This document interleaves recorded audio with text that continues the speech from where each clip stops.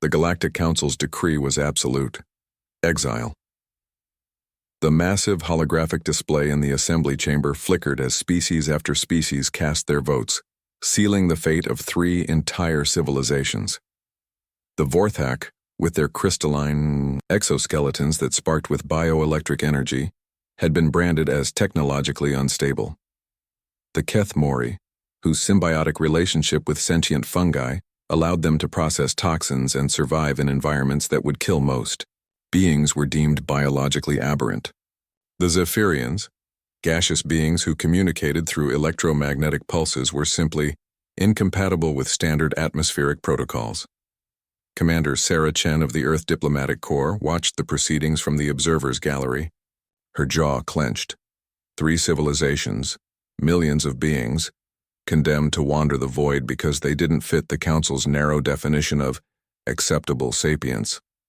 As the chamber emptied and the condemned species began their somber exodus, Chen made her way to the docking bay where the Vorthak delegation was preparing to depart. Their leader, a being whose name translated roughly to spark in darkness, stood before their modest vessel, its crystalline form dim with despair. "Where will you go?" Chen asked, approaching slowly. Spark in darkness turned, its internal lights flickering weakly. "We do not know, human Chen.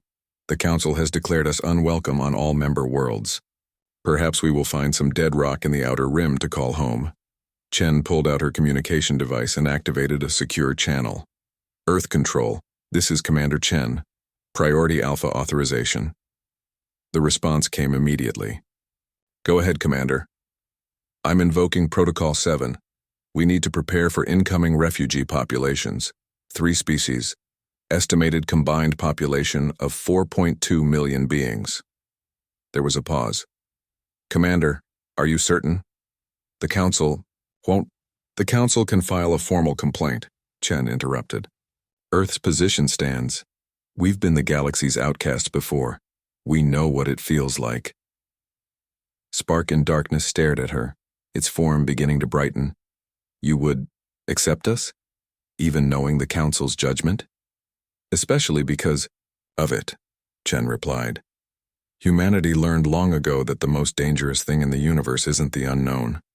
It's those who fear it."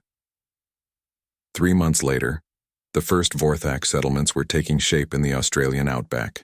Their bioelectric abilities proved invaluable for Australia's renewable energy grid, as they could store and regulate power with unprecedented efficiency. The government had to create new environmental protection zones not to protect the land from the Vorthak, but to protect the Vorthak from overeager human engineers who wanted to collaborate on their energy projects. The Keth Mori found their calling in the Amazon rainforest, where their fungal partners helped accelerate reforestation efforts. Brazilian scientists were amazed to discover that the symbiotic organisms could break down pollutants that had been contaminating the soil for decades. Within weeks, sections of the rainforest that had been barren for years were showing signs of new growth. The Zephyrians posed the greatest challenge initially, requiring specialized atmospheric chambers. But Dr. Maria Santos at the University of São Paulo had a breakthrough when she realized their electromagnetic communication could revolutionize quantum computing. The first hybrid human Zephyrian research team produced quantum processors that operated at speeds previously thought impossible. Not everyone on Earth was pleased. Protests erupted in major cities with signs reading, "Earth for Earthlings," and "No alien freeloaders." But for every protester, there seemed to be 2 humans offering help. Refugee assistance centers sprung up across 6 continents. Children's drawings of their new crystalline, fungal, and gaseous friends appeared in schools worldwide. The Galactic Council's response was swift and predictable: trade sanctions, diplomatic isolation, and threats of military action if Earth continued to harbor dangerous entities.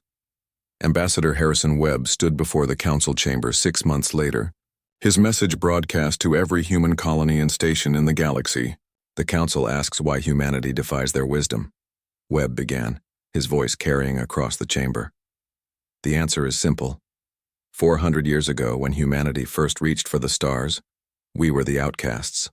Our biology was wrong, too. Fragile, they said. Our psychology was flawed. Too aggressive, too unpredictable. Our technology was primitive. Sound familiar? Murmurs rippled through the assembly as Webb continued. We were told we would never be accepted, never be equals. We were quarantined to our own solar system for the safety of the galaxy. And do you know what we did? We thrived. We adapted. We grew. Not in spite of our differences, but because of them. The holographic display behind Webb illuminated with images from Earth. Vorthak engineers working alongside humans on fusion reactors that produced clean energy for entire cities. Kethamori environmental teams restoring damaged ecosystems faster than any previous technology. Zephyrian human collaborative research teams making breakthrough discoveries in fields from medicine to interstellar navigation. The three species you cast out haven't made Earth weaker, Webb declared. They've made us all stronger. The Vorthak have helped us achieve energy independence. The Kethmori are healing our wounded biosphere. The Zephyrians are helping us reach for technologies that will benefit everyone, including the species represented in this chamber. The Altarian delegate, its tentacles writhing with agitation, spoke up. You risk contamination, cultural pollution, the breakdown of established order. Webb smiled grimly. The same arguments were made against humanity, the same fears, the same prejudices. And yet here we are. The question isn't whether diversity is dangerous, counselor. The question is whether the galaxy is brave enough to embrace it. As Webb left the chamber, he knew the council would maintain their sanctions, would continue their isolation. It didn't matter. Earth had survived worse.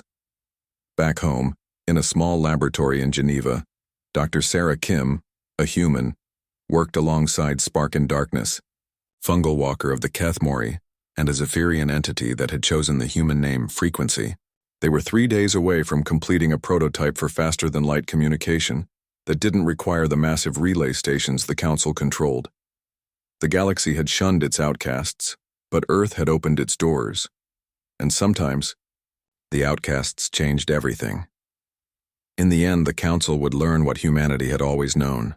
The universe belonged not to those who feared the different, but to those who celebrated it. The future was written not by the comfortable, but by the willing to accept, willing to adapt, willing to grow. Earth and its new citizens were very willing indeed.